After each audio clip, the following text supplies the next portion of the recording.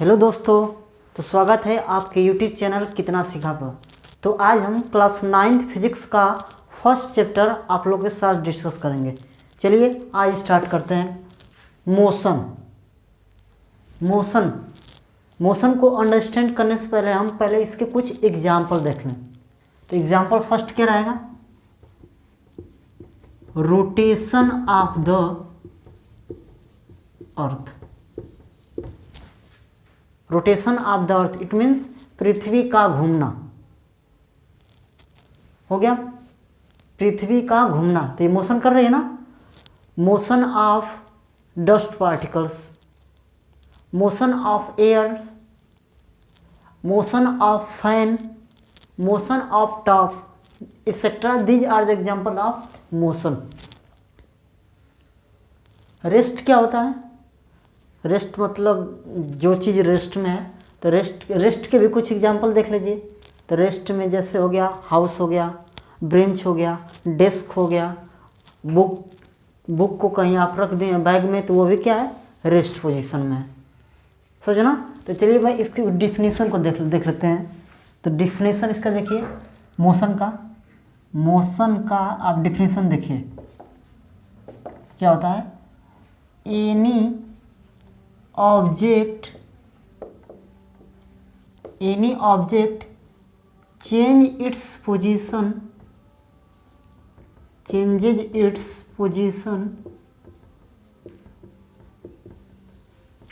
according to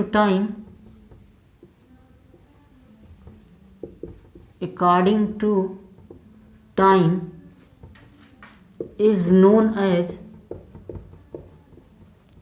motion। कोई भी वस्तु जब अपना पोजीशन समय के अनुसार परिवर्तित करती है उसी को क्या बोलते हैं? मोशन बोलते हैं। इसके एग्जाम्पल में लिख लीजिए। एग्जाम्पल में वही rotation of the earth, rotation of the top, flying of birds,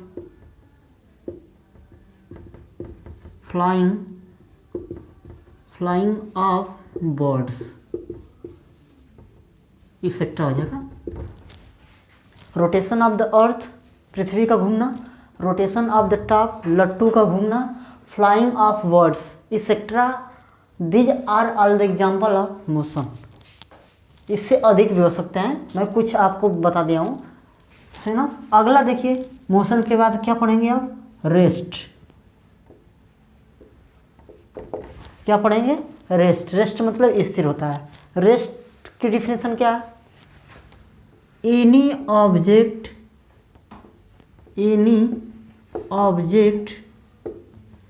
does not change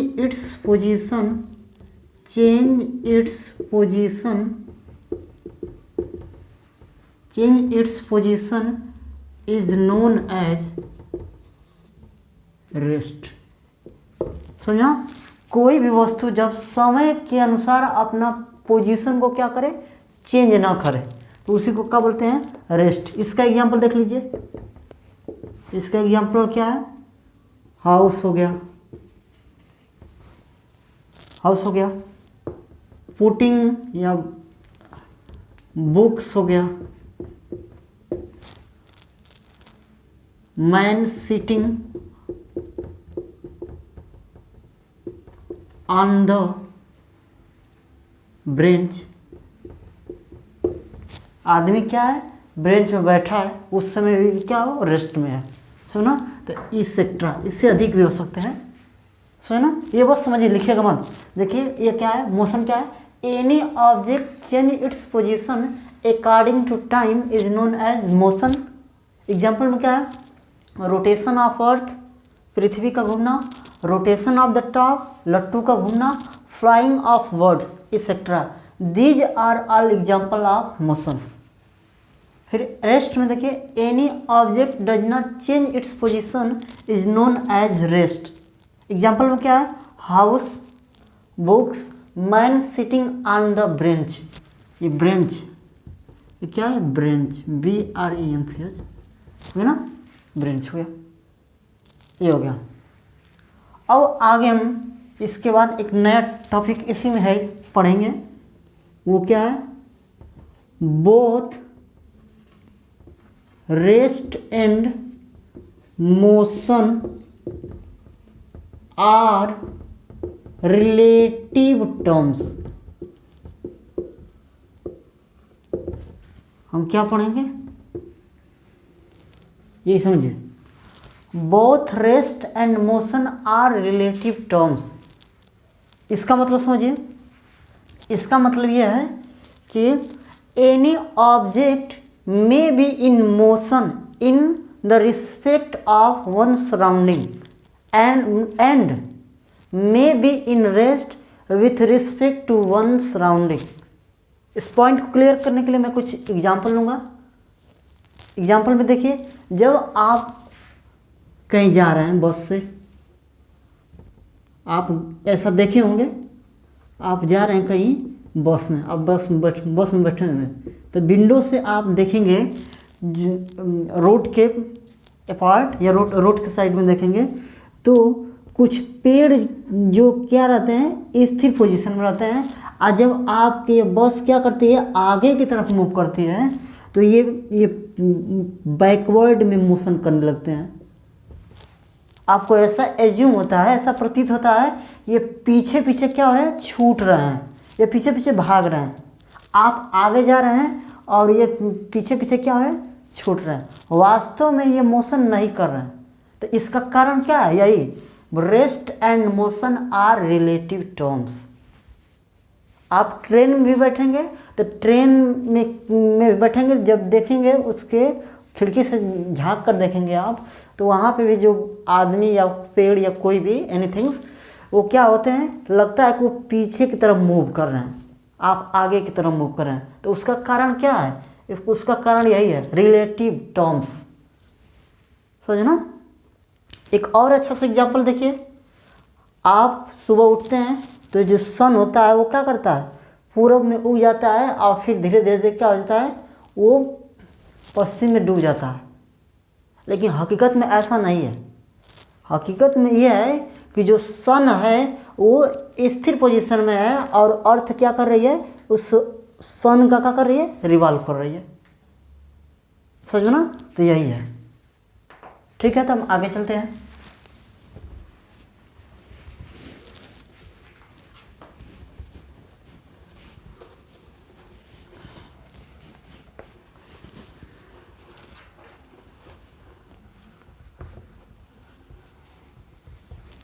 आगे नया टॉपिक है इसी का, चॉइस ऑफ ओरिजिन। ये समझिए, ओरिजिन का चॉइस कैसे करते हैं हम। ओरिजिन मतलब किसको कहते हैं, समझो ना। ओरिजिन मतलब किसको हम कहते हैं। तो देखिए, इसका मतलब क्या होता है कि a reference point which gives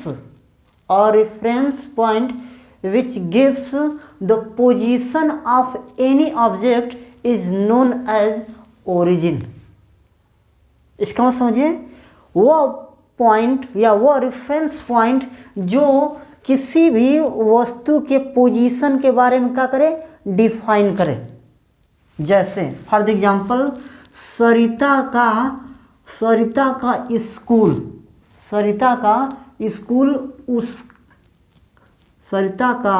जैसे यहाँ पे है, सरिता का स्कूल उसके घर से कितना किलोमीटर दूर है, 1.5 किलोमीटर दूर है। समझ ना। सरिता, ये सरिता का स्कूल है, ये सरिता का क्या है, स्कूल है। किसका स्कूल है, सरिताज। सरिता का स्कूल उसके घर से 1.5 किलोमीटर क्या है, दूर है। तो ये जो 1.5 किलोमीटर दूर है, तो वो कहाँ से दूर है, उसके घर से। उसका रेजिडेंशियल एड्रेस बता रहा है, उसका पता बता रहा है। तो ये यही पॉइंट को रेफरेंस पॉइंट बोलते हैं।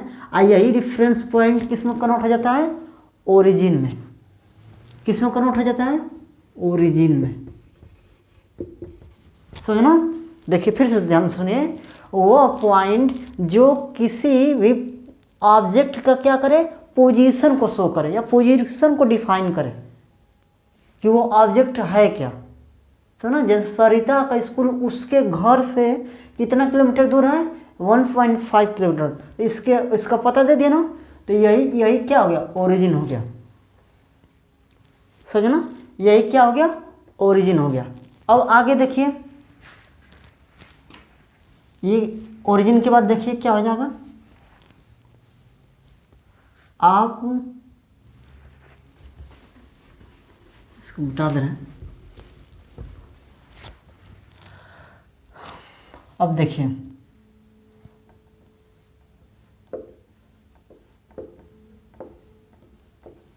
डिस्टेंस, आज डिस्टेंस कैसे करेंगे, जब मोशन इन स्ट्रेट लाइन होगा।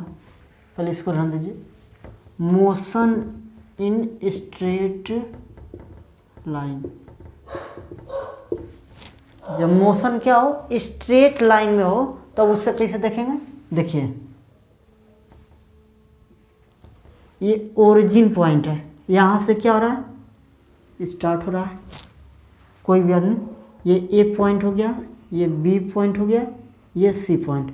अब ये ओ पॉइंट है, ओ से जब वो बी पोजीशन में पहुंचा तो वो कितना किलोमीटर ट्रेवल किया, 10 किलोमीटर। जब कोई भी ऑब्जेक्ट ओ से बी की तरफ मोशन कर रहा है और जब बी पे पहुंच गया तो ये जो मिल रहा है, ये जो लेंथ मिल रहा है, इसी को हम लोग क्या कहेंगे, डिस्टेंस कहेंगे। इसी को क्या बोलेंगे, डिस्टेंस। अगर कोई ऑब्जेक्ट ओ से मूव करना स्टार्ट किया और मोशन करना स्टार्ट किया, कहाँ फिर पहुंच गया, सी पे, मानिए बी सी के बीच 5 किलोमीटर दूरी है, तो यहाँ से ये कितना आ जाएगा, 15 किलोमीटर। तो यही 15 किलोमीटर जो लेंथ है, यही क्या है, डिस्टेंस है।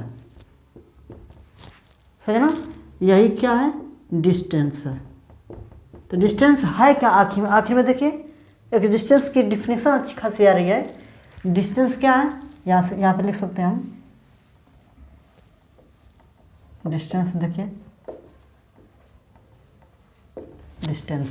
डिस्टेंस क्या है, it is the total length, it is या टोटल लेंथ कवर्ड बाई, ये लेंथ है ना एक प्रकार की, ये एक प्रकार की लेंथ है ना, तो आप क्या लिखेंगे, total length covered by any object is called distance, is called distance। Distance का डिफिनेशन देखिए, total length covered by any object during a given time interval, लिख लीजिएगा, during a given time interval is called distance. सुनो, distance क्या है, total length covered by any object during a given time interval is known as या is called distance. Okay ना। अब एक और देखिए, डिस्प्लेसमेंट।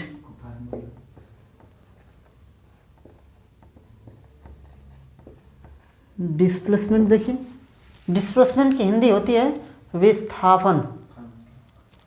विस्थापन देखिए, इसका विस्थापन देखिए क्या होता है, आप डिस्टेंस को आप डी से डिनोट कर सकते हैं, आपकी मर्जी, कोई मुझे ऐतराज नहीं है।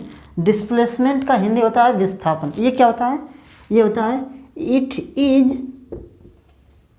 इज द शॉर्टेस्ट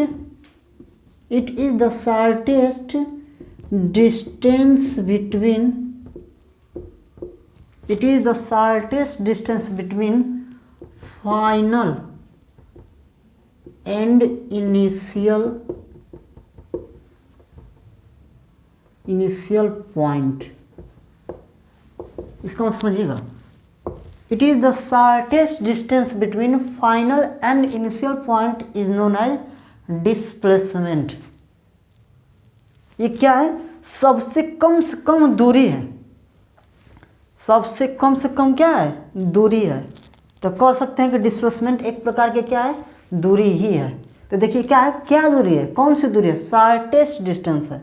जैसे देखिए आप ए से स्टार्ट किए और बी पर गए, फिर सी पर गए, आप फिर डी पर गए, हो गया, आप फिर डी पर गए, तो अब आप ये यहीं रुक गए आप।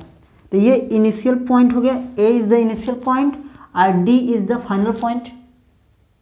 तो आपको इसमें डिस्प्लेसमेंट कौन होगा? इसमें डिस्प्लेसमेंट सबसे कम दूरी कौन है? यही है ना। तो A D is the is the displacement, हो गया ना। ए डी इज द क्या है? डिस्प्लेसमेंट है, समझ ना। अब देखिए डिस्टेंस हो गया और डिस्प्लेसमेंट हो गया। तो डिस्टेंस क्या है? Total length covered by any object during a given time interval is called distance. Displacement क्या है? It is the shortest distance between final and initial point is known as displacement, हो गया ना। अब दो क्वांटिटी है, हम इसको डिटेल से पढ़ेंगे, लेकिन दो क्वांटिटी फिलहाल जान लीजिए।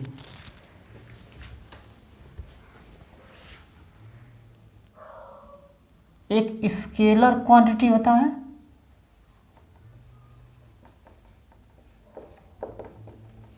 और एक फिजिकल क्वांटिटी होता है।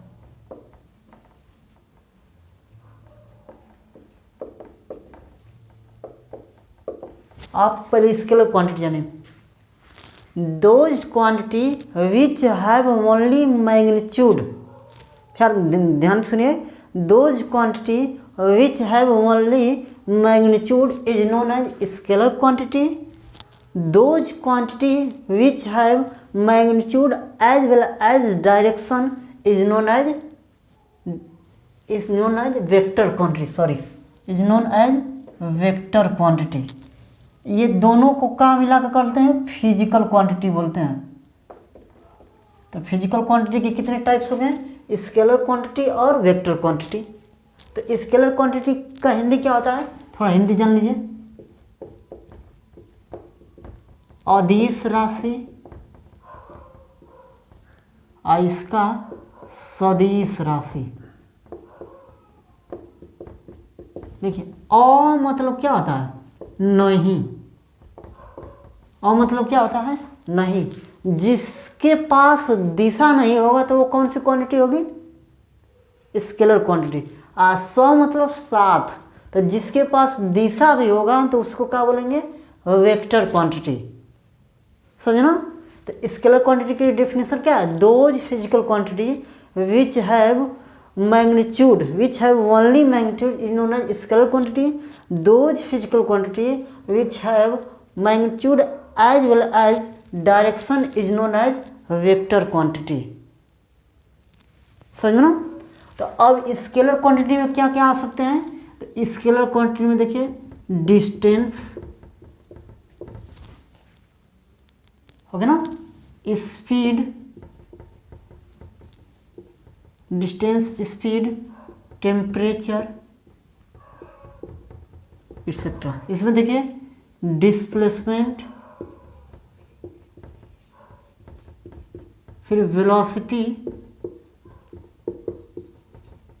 Acceleration etcetera. आप यही समझिए, ज़्यादा मत समझिए। देखिए डिस्टेंस स्केलर क्वांटिटी है, डिस्प्लेसमेंट वेक्टर क्वांटिटी है। अब वेक्टर क्वांटिटी का मतलब क्या होता है? दिशा। अब देखिए एडी इज द क्या है? डिस्प्लेसमेंट है। तो डिस्प्लेसमेंट का बताते हैं हम? Vector quantity. देखिए इसकी दिशा हो गई ना, यही दिशा में आप जाएंगे, इसी दिशा में आप जाएंगे तो आपको ये क्या मिलेगा? डिस्प्लेसमेंट मिलेगा। अगर आप थोड़ा सा भी इस तरह गए तो ये डिस्प्लेसमेंट नहीं होगा।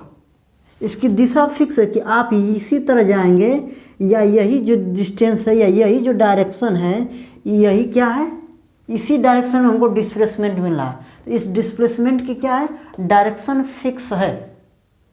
सर कह सकते हैं ना कि यह वेक्टर क्वांटिटी है, क्योंकि इसके पास दिशा भी है और इसका कुछ ना कुछ मैग्नीट्यूड है। अब कई बच्चे ये कन्फ्यूज रहते हैं कि मैग्नीट्यूड का मतलब क्या होता है। देखिए मैग्नीट्यूड का मतलब होता है उसका कितना वैल्यू है। जैसे आप इसको एडी को क्या लिख सकते हैं, 10 सेंटीमीटर।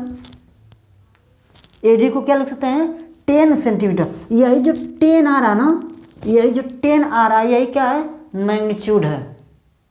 अब देखिए इसकी डायरेक्शन किधर की तरफ है, इधर की तरफ, ईस्ट की तरफ है, तो इसकी डायरेक्शन ईस्ट की तरफ है, तो ये क्या हो गया, वेक्टर क्वांटिटी होगा। इसके पास मैग्नीट्यूड भी है और इसके पास डायरेक्शन भी है। इसकी डायरेक्शन है ना, यही एकदम एकदम यही डायरेक्शन है।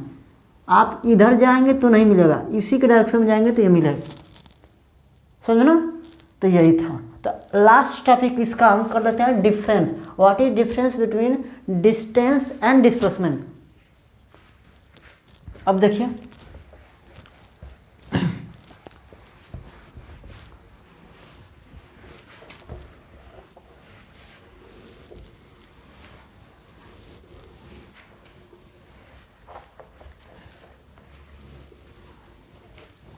आप यहाँ पे क्या लिखेंगे, डिस्टेंस लिखेंगे, डिस्टेंस, और यहाँ पे क्या लिखेंगे आप, डिस्प्लेसमेंट। हो गया ना। डिस्टेंस क्या है, ये क्या है, टोटल लेंथ है, ये total length covered by any object during given time interval.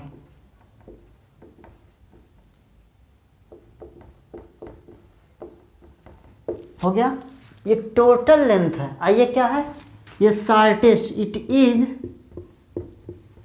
The shortest distance, it is the shortest distance between final and initial point। हो गया ना। दूसरा देखिए, इसका दूसरा देखिए, it is scalar quantity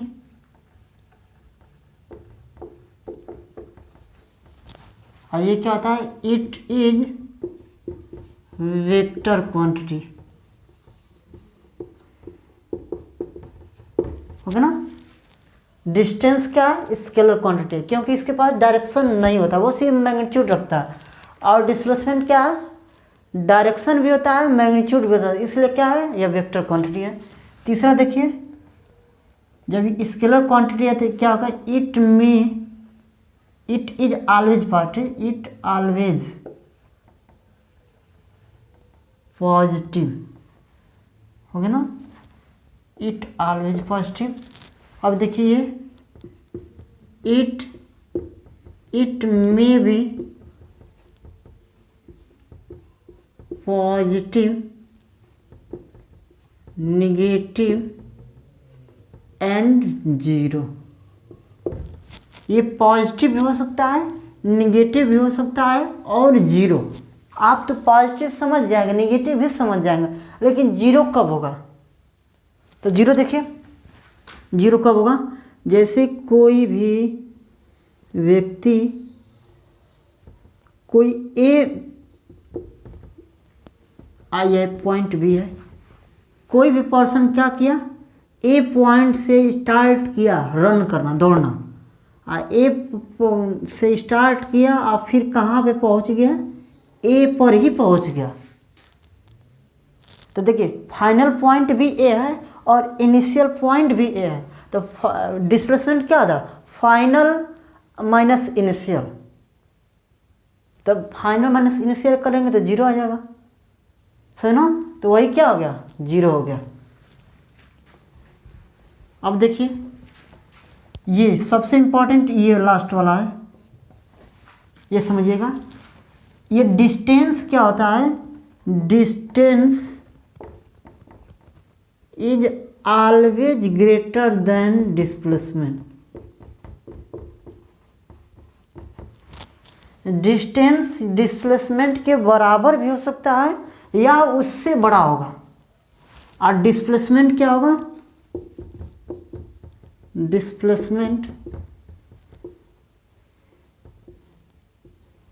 displacement यहाँ पे लिखिएगा displacement does not greater than इसी तरह लिख लीजिए, displacement does not greater than distance. Displacement कभी भी डिस्टेंस से बड़ा हो ही नहीं सकता, लेकिन डिस्टेंस डिस्प्लेसमेंट के बराबर भी हो सकता है और बड़ा भी हो सकता है। और डिस्प्लेसमेंट डिस्टेंस के बराबर होगा लेकिन उससे छोटा ही होगा। तो इसको इस लिख सकते हैं हम, displacement is always less than or equal to distance.